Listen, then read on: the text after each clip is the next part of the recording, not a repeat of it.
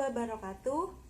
Perkenalkan, kami dari kelompok 3. Di sini kami akan menyampaikan materi mengenai peran guru dan orang tua serta masyarakat dalam pendidikan inklusi.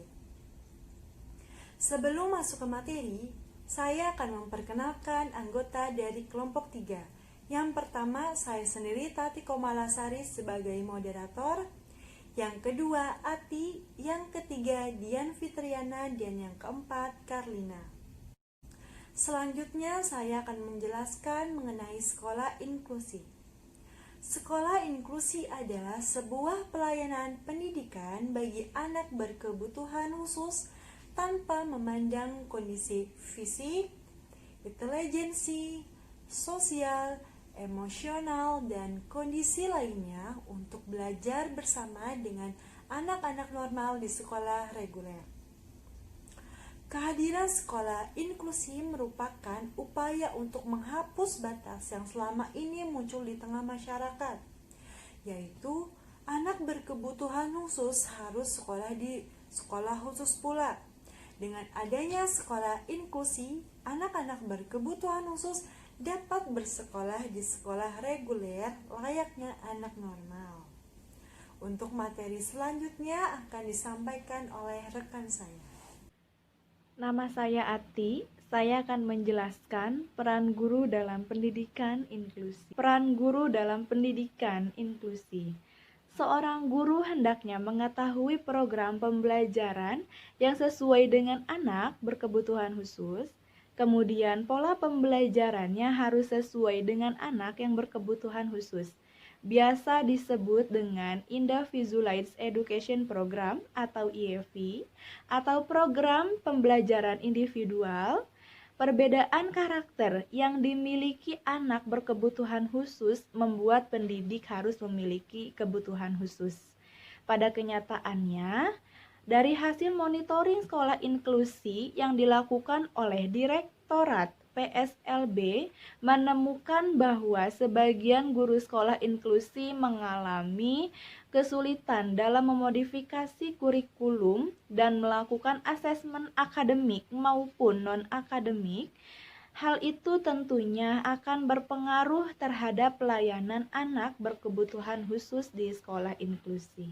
Jadi peran guru dalam pendidikan inklusi yang pertama melakukan kerjasama dengan orang tua dan keluarga anak berkebutuhan khusus, kemudian melakukan latihan-latihan anak berkebutuhan khusus terhadap hal-hal yang sulit dilaksanakan di kelas. Perkenalkan, nama saya Karlina. Di sini saya akan menjelaskan tentang peran orang tua dalam pendidikan inklusi. Proses terlaksananya pendidikan terjadi dalam 3 lingkungan utama dalam pendidikan yang dikenal atau yang biasa disebut dengan tripusat.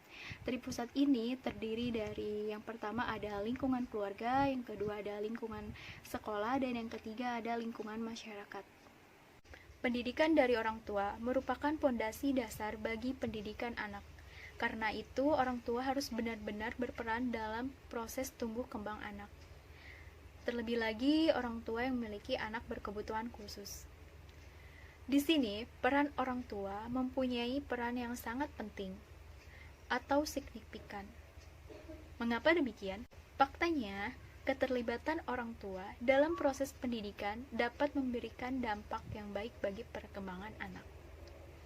Maka dari itu, sangat penting sekali bagi orang tua untuk berperan langsung terhadap pendidikan anaknya, terlebih lagi untuk anak yang berkebutuhan khusus. Jadi, peran orang tua dalam pendidikan inklusi adalah sebagai berikut. Orang tua dan guru maupun pihak sekolah menjalin komunikasi atau menjalin kerjasama untuk saling bertukar informasi mengenai pendidikan anak berkebutuhan khusus tersebut. Seperti contohnya potensi dan bakat yang nampak pada diri anak sangat penting sekali untuk diinformasikan kepada gurunya, agar nantinya guru tersebut menjadikan informasi tersebut sebagai bahan, masukan, dan pertimbangan dalam memberikan program pendidikan yang tepat bagi anak berkebutuhan khusus di kelasnya. Yang kedua, membuat suasana yang aman, nyaman, juga menyenangkan bagi anak. Selanjutnya, optimis anak mampu dan bersyukur. Bukan tidak mungkin anak ABK atau anak berkebutuhan khusus tidak bisa berprestasi. Sekian penjelasan dari saya. Terima kasih. Selanjutnya saya Dian Fitriana akan menjelaskan peran masyarakat bagi sekolah inklusi. Partisipasi masyarakat merupakan komponen yang sangat penting bagi keberhasilan pendidikan inklusi. Partisipasi masyarakat dan adanya kemandirian menentukan berjalannya kebijakan sekolah inklusi. Karena dalam sekolah inklusi dibutuhkan kerjasama antara masyarakat dengan pengajar untuk menciptakan dan menjaga komunitas kelas yang hangat, menerima keanekaragaman, dan menerima perbedaan. Dalam sekolah inklusi, guru-guru diharapkan dapat mengajar secara interaktif. Kesimpulannya adalah pendidikan inklusi memang tidak populer dalam masyarakat. Masyarakat hanya disibukkan dengan urusan meningkatkan kualitas pendidikan secara horizontal maupun vertikal. Sehingga anak bangsa yang memiliki kebutuhan khusus yang terbatas ini sering termarginalkan. Pada kenyataannya, masih banyak orang tua yang enggan memasukkan anak dengan kebutuhan khusus ke sekolah reguler dengan alasan khawatir akan mendapat penolakan atau diskriminasi. Begitu juga dengan masyarakat yang masih menunjukkan sikap kurang peduli dengan keberadaan anak berkebutuhan khusus dan sekolah inklusi.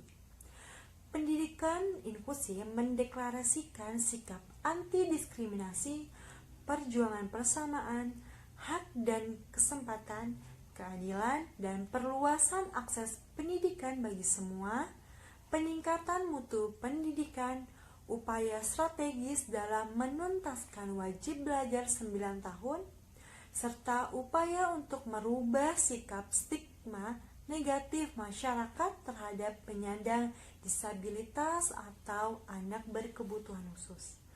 Sekian, ucapkan terima kasih. Wassalamualaikum warahmatullahi wabarakatuh.